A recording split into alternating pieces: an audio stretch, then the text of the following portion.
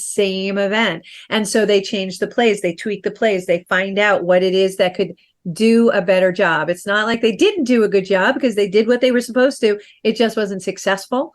And I saw a quote earlier that indicated that the best success always comes out after the largest failure.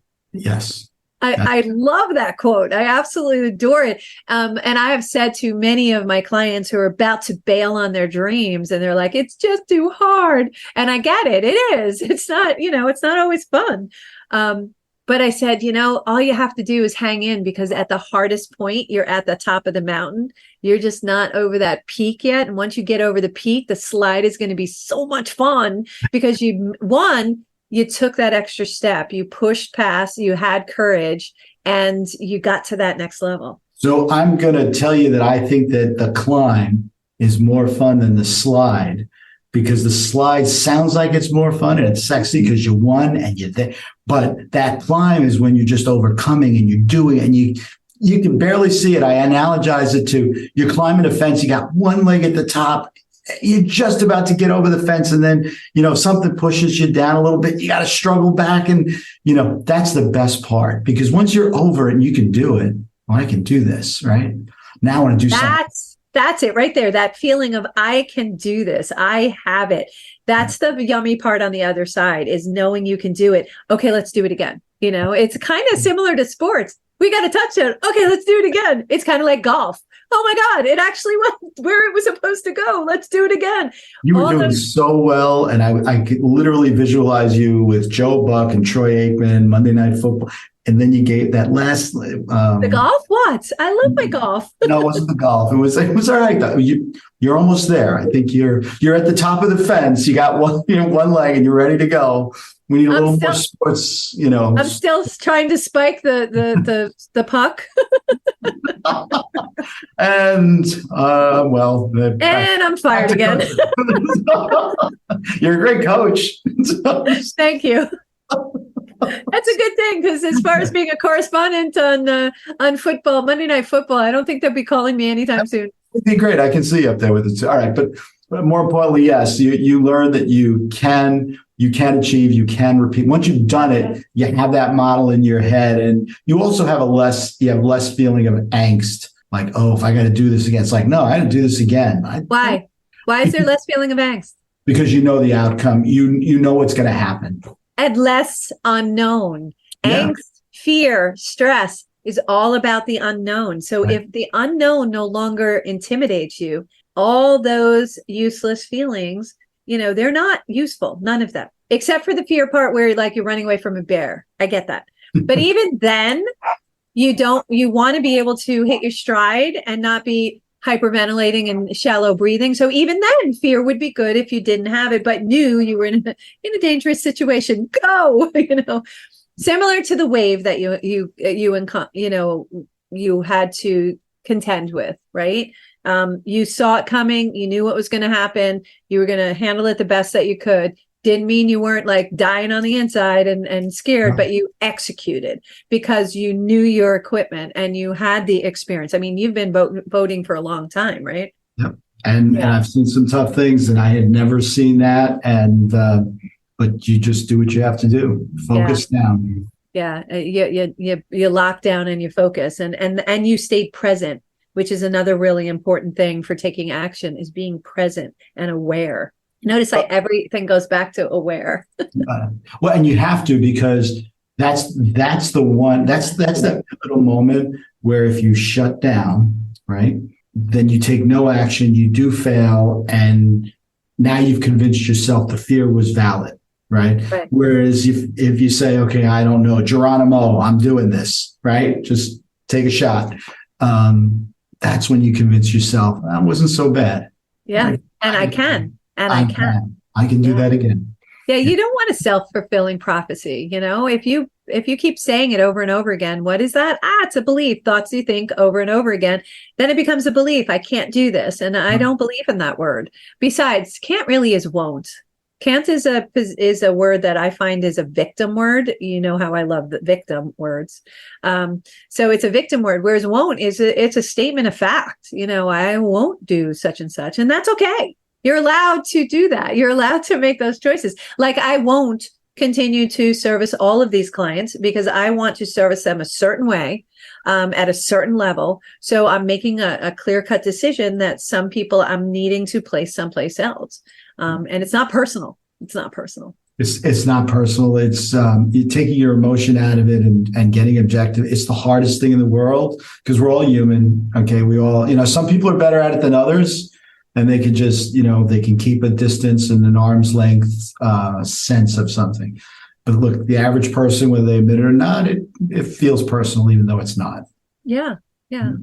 Yeah. But if you move from that ego, that personalizing lens, and you move into the observer lens, it's probably the best thing for everybody. And those are the things I think when you're doing a transition, you're talking to these clients, I would entertain you speaking to them and showing them all the goodness that comes out of this move for them, something that they may not be able to see at this moment. That's why I used to be a real trigger response. And now I've really slowed down because I have to assess the whole thing, because my initial response isn't probably going to be good.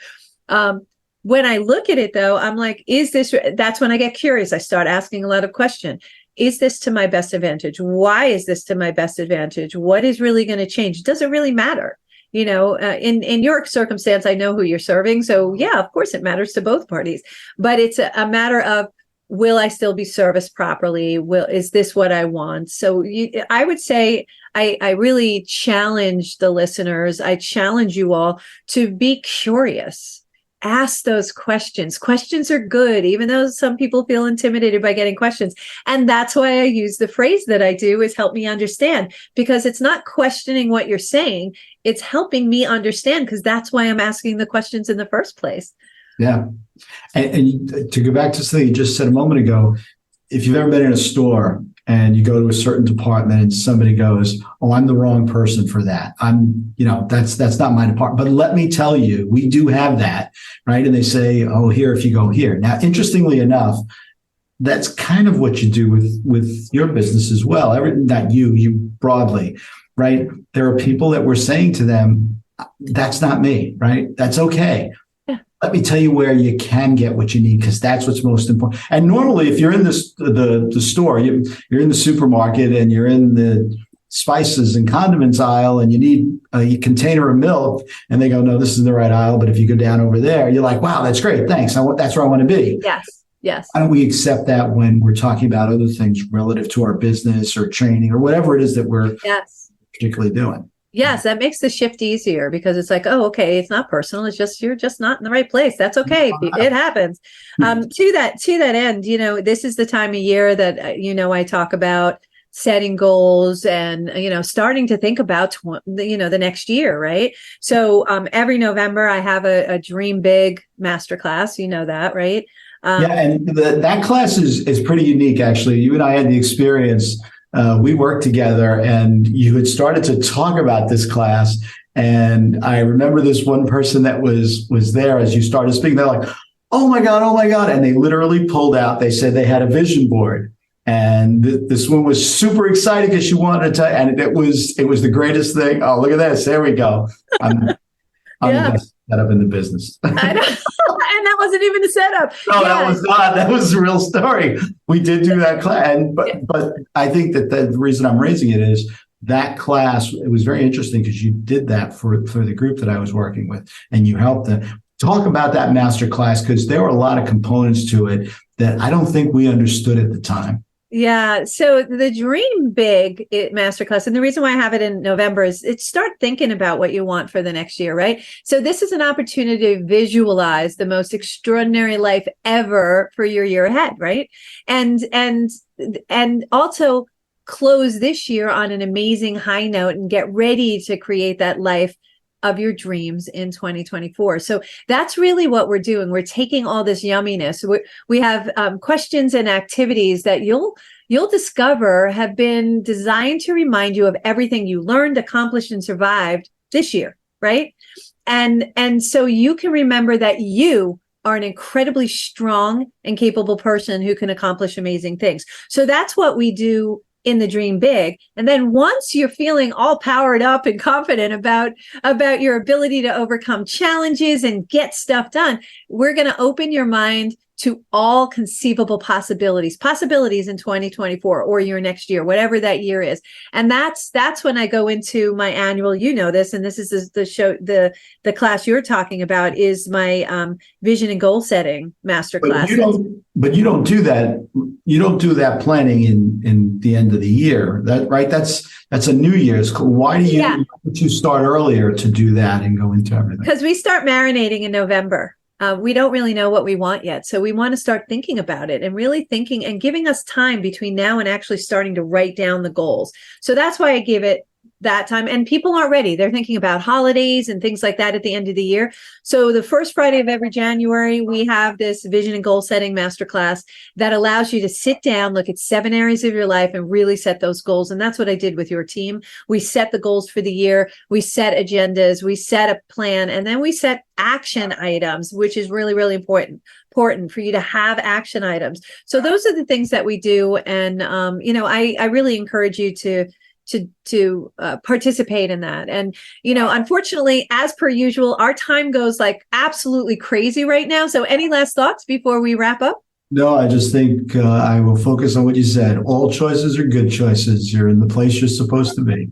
There you go. There you go. Well, thank you all for joining us today on Healthy Lifestyle with Lorianne. If you're interested in any of these classes, we have links below this particular episode, or you can reach out to Vince. He'll tell you all about it. I hope we have earned the privilege of your time. Vince, thank you. It's always a pleasure. Always a pleasure. Thank you. Look forward to seeing all of you again next week. And we can be found on all major platforms. So we would be so grateful if you please like, follow, share, and subscribe. Until next time, I am Coach Lorianne, and I'm Vince Perrotta. Play a higher role, serve a higher purpose, show up for you, and show up big. Nailed it. Have a great day, everyone.